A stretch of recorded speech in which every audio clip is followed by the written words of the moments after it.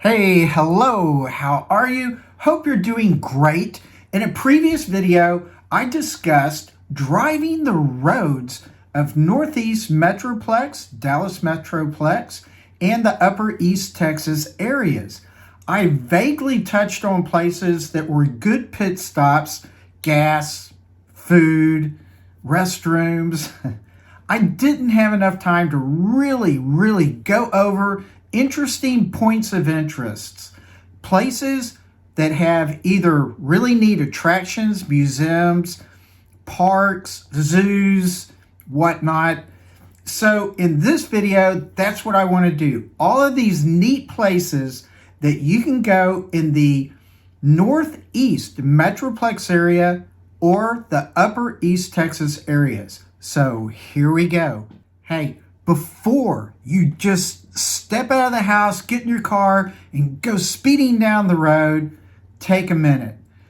Get some cash. A lot of these places will accept donations in form of cash, maybe a check, I don't know. But they'll have donation boxes, often somewhere around the front entrance. If you leave and you forget, get back home. If you like the place, look them up on the internet. Many of these places have little donation buttons that you can click on and donate some money to them. I've done it many times. I think it's a really great thing to do. So please support all of these points of interests that you're able to and that you really like. Thanks. In the Northeast Metroplex and Upper East Texas area, there is a solid 90 cities all around. Now, out of those, I choose about 20 plus cities that have really good points of interest. Places where you can knock around, actually go through, just stretch your legs, whatever. Really good meeting places at the very least. So, with this being such a long list of places to go to, I've got to go through it pretty fast. So let's get going. In Anna, Texas, specifically in the incorporated town of Westminster, just off Highway 121, G2 Motorsport Park is a neat place for sports car, supercar enthusiasts to visit or drive out on the racetrack. I have been there a couple of times, met Mr. Lou Gelati, watched him race around the track in his black C6. Pretty cool. Next door to G2 is LG Motorsports, a company Mr. Gelati built and ran for decades. I have visited it several times with car cruises and for fixing up my prior C8 Stingray. There's always something cool to see there. For both locations, be very certain to call and make a date first. Ensure they will let you visit, especially if you have a group. Bonham, Texas has the town square, plus Fort English and Sam Rayburn House. Fort English is a replica built in 1976. It represents a tiny village from the time when Mr. English, the founder of Bonham, brought the first settlers to the area in 1837. It has 3 real 1830s log cabins from the area. The school, church, and gift shop were added. Now, the Sam Rayburn House State Historical Site is nice. The 2.5-story house was built in 1916. We went through it a long time ago. Mr. Rayburn was in the United States House of Representatives from 1913 to 1961. There's also the Safari Park out on Highway 82. I have not been there yet. Seems like fun. My 20-something kids have been there and enjoyed it. Be sure to check their website and Facebook page for times and costs and things important that may be happening there. Canton can occasionally be a place to drive to. One reason might be for the Lewis Car Show and Swap Meet. Gone a few times myself and have always enjoyed it. It's on the first Monday Trades Days grounds, so it's easy to find. Plenty of room for parking. I like going mainly to see what sort of jalopies are for sale. Sometimes the car show will have some very interesting cars too. Be sure to follow their Facebook page for when the events are occurring. Getting into Celeste, you might likely use Highway 69. I tend to enter Celeste from the farm to market roads since I am almost always on the back roads. No matter, there are two fantastic car businesses. American Steel Classics, which deals mostly with Dodge Mopar classics. Extremely good quality rides for sale there. I've dropped by only once and was lucky to see the cars all uncovered. So if you want to drop by, you must call first. Make sure there will be somebody there and the cars are uncovered. The other most magnificent business is Zachary Customs. Wesley Zachary has been primarily a body guy. Got his shot at fame in the Tex-Mex TV Netflix series. Mr. Zachary is an extremely nice guy. Although he is very busy, you might still get a tour of the shop or be able to just wander around if you call in advance. Remember, they're working, they're very busy. Just know that driving the side roads to the shop are rough. Navigatable, but rough. As for the car shops I have been to, I believe Zachary Customs is probably my favorite. Not much to see in Cooper, Texas. Be careful driving through the square, it's rough. What makes it worth going to Cooper is if you can make an appointment to visit the cool little hot rod shop out on Highway 19, Murray's Speed Shop. It's on the top of my list of good car shops to visit in the area. Shane Murray is the owner and he is certainly a good guy. His whole crew is very cool. While the shop works on a few great cars at a time, what they have is always a treat. Often they hold cars for longer because they do everything: paint, body, upholstery, engines, wiring. Again, be very sure it's a business. Make sure you call before popping by. And if you do go by, be very careful getting into the parking lot. The entrance can be rough. DeKalb is just a simple town along Highway 82. Nothing fancy. Although I do like the very large museum housed there. The Williams House Museum is several buildings stuffed full of historical items and artifacts. Cars, tractors, knickknacks, tools, Indian canoe, movie star memorabilia, and on and on and on. An amazing place. Great for a pit stop and spend as much time as you want. Check the website and Facebook pages and maybe call prior to showing up. Make sure somebody is there to open the museum and possibly give you further information. There are at least 2 places in Denison you can visit, aside from the antique shops in downtown. On the west side of Denison, right off Highway 75, is the Frontier Village and Museum.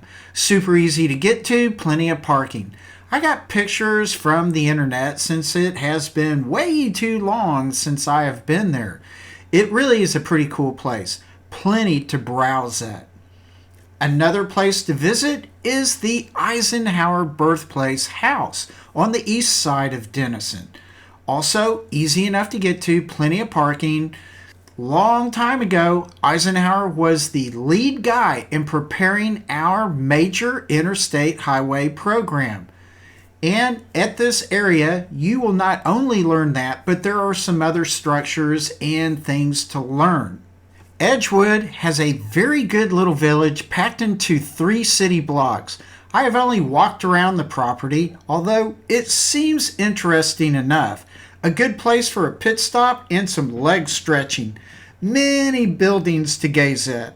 There are more than 20 authentically restored and furnished structures representing rural life in East Texas from the 1800s to the 1920s.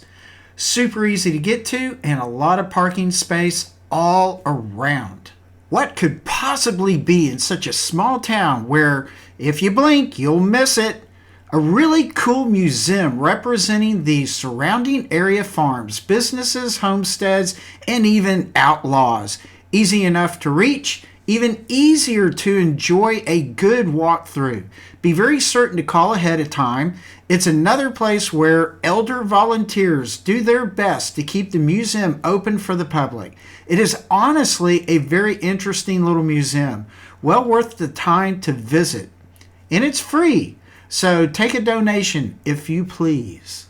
Aside from perhaps an antique shop or two and a decent city square, Farmersville has the old circa 1865 Bain Honecker House, a pretty cool place for a quick pit stop.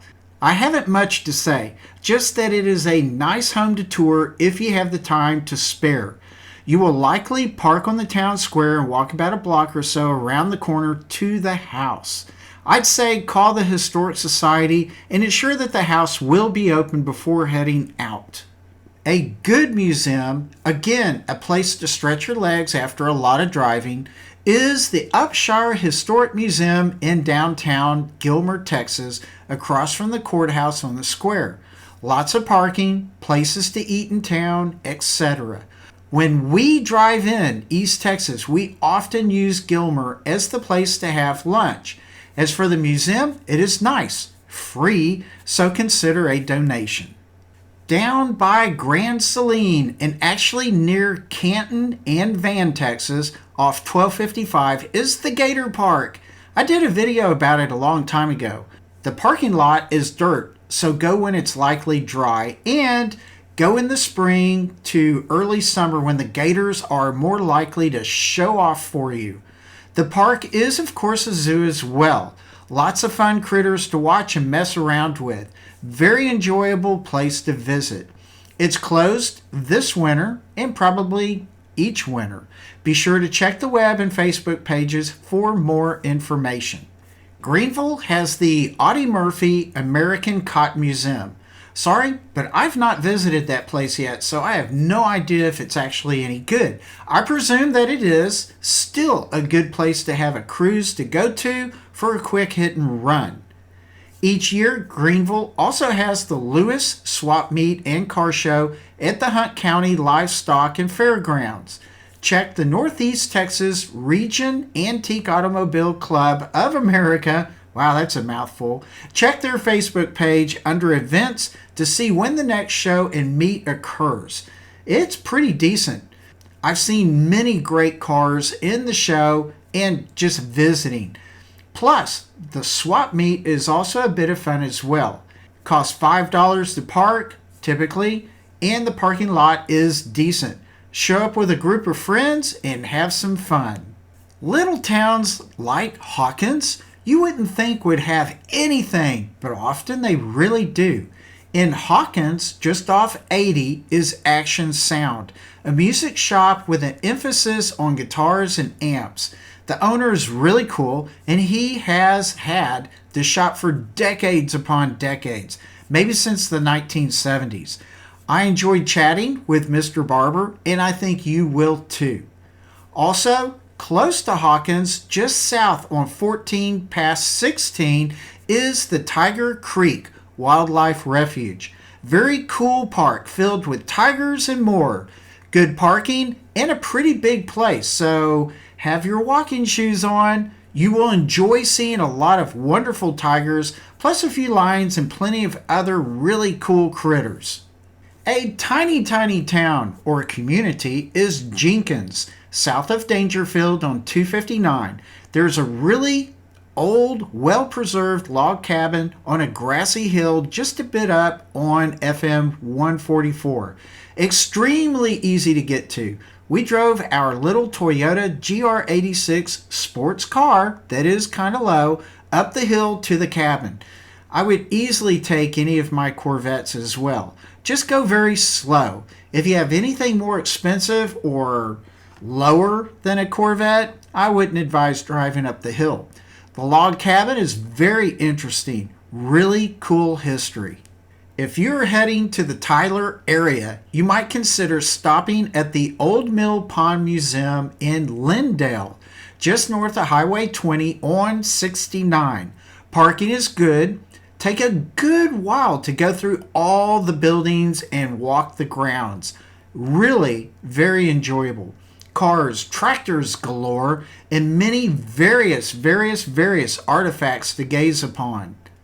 I have been on several cruises through Mineola, and my wife and I have gone there just because there are antique shops and nice restaurants, just really great places in a great city for pit stops.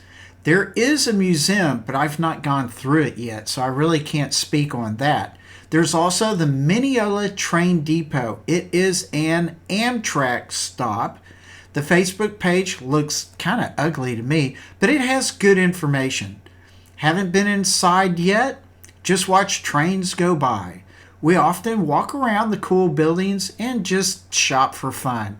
It really is a nice little city to hang out at. Another place I've been to a lot, but haven't had the chance to actually go through, is the Mid-America Flight Museum in Mount Pleasant. It's just south of town on Highway 271. Easy to get to. When you get there, just go all the way to the end of the drive, and the entrance is to your left or the north side. Many of the aircraft are operational and participate in air shows. Seems like a truly interesting place, especially if you go on a ride and talk to some of the pilots. Mount Vernon is a cool little town to visit. Go to the main square on Highway 67, aka Main Street. You will see places to eat and knock around a little. Go a block or so south and you will be at the Franklin County Historical Association, a stone 2-story building with a large museum sign.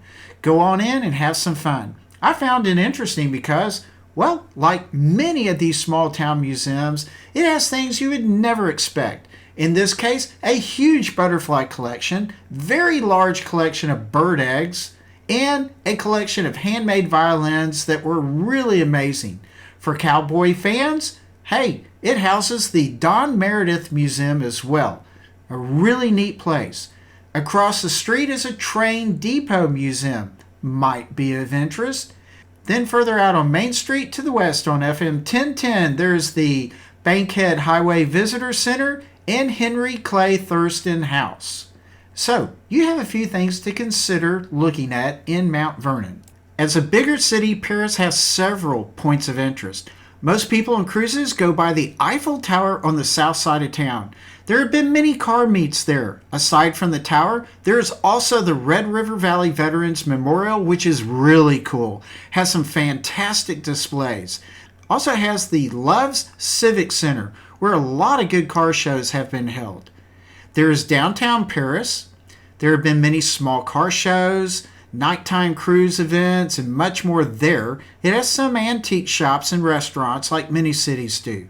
South of downtown Paris is the Sam Maxey House. The house was built in 1868 for the Confederate General Sam Maxey. I've been through it and liked it very much. Well worth the visit. On the west side of Paris is the train station, or Union Station. Makes for a good place for car pictures. It was built in 1912. I believe it now houses the Chamber of Commerce and Genealogical Society. Lamar County Historical Museum is right across from the train station. Seems like it might be uniquely interesting as well. In terms of the extreme, there is also the Paris Drag Strip, a 8th-mile track that is kept very busy. The parking lot for the pits and the regular parking is simply dirt. Fairly well maintained, but still be careful. I've taken at least 2 of my Corvettes and the GR86 and have had no problems. Just had to go slow and be watchful. It's super easy to get to, but don't drive too fast getting there. You may pass it. It's a little hard to see. In the very small town of Roxton, there are actually 2 museums. The Train Depot, which I've not been through yet. I've gone through the Roxton City Drugstore Museum. It was an operating drugstore from 1904 until 2006. Thoroughly enjoyed it. I've taken groups of people there on my own cruises. I think it is a really nice place to visit for just virtually everybody. I would be extremely sure to call before visiting. Just make sure somebody is there and has the place open. Sulphur Springs, also a bigger city, has a large town square with shops and food all around. Nice place to visit. The courthouse is neat, and there is a Veterans Memorial there as well. Not too far from Highway 11 and 19 on the north side of town is a place I didn't expect to be such a fun place to visit, the Southwest Dairy Museum. A really good museum. Lots of very good displays and interesting collections. You actually travel through time with how the displays are set up. Really well thought out place. I know you will like it. It has a big parking lot and very easy to get to. On the northeast side of town is the Hopkins County Historical Society Museum. It has been a long time since I've been there. I recall it to be very good as well. The main museum building is the George Wilson House, which was built in 1910 and is a very unusual house. The museum is really good. You will enjoy it. And there are more than 12 structures on the 11-acre park. There are log cabins, blacksmith shop, country store, grill miss, farmhouses, and the county's first brick home, all based around the 1900s. The front parking lot is modest. Access to the museum is fine, except from the north there are railroad tracks. Van, Texas is a really small one-horse town. It has the Van Area Oil Museum, having some oil wells and a log cabin in the main museum building. I have driven around the place several times. Seems pretty cool. Plenty of parking, although mostly dirt. The museum seems like it would be a very nice place to go through. You just never know what you might discover there, as with many of these tiny town museums. Wills Point has two small points of interest. First is a 1927 depot museum. A good place to knock around for a little bit. Driving up into the parking lot is okay. It's just a gravel drive. I haven't seen inside yet, but it seems like a reasonably good museum to visit. At the time of making this video, the museum is temporarily closed. Very close to the train depot is Bruce Park. This is primarily a really neat circa 1848 Wills log cabin and a party awning. Might be someplace to consider gathering or for a good little pit stop. I would say call the City Chamber of Commerce for details. Remember, in my prior video, I go over all the roads and routes and driving areas in this Northeast Metroplex and Upper East Texas area. All good roads where you can go look for wildlife, just have a scenic back road drive, spirited drives, whatever. So check out that prior video if you don't mind. I hope you found this video of use. Maybe get you to consider some fun routes for future drives and to donate to some really great places. Thanks a ton for watching. I really do appreciate it. Please subscribe, hit that like button, really helps a lot. And with that, please relax, take it easy, be a motoring fanatic on your road, Odyssey, and I will see you later. Bye.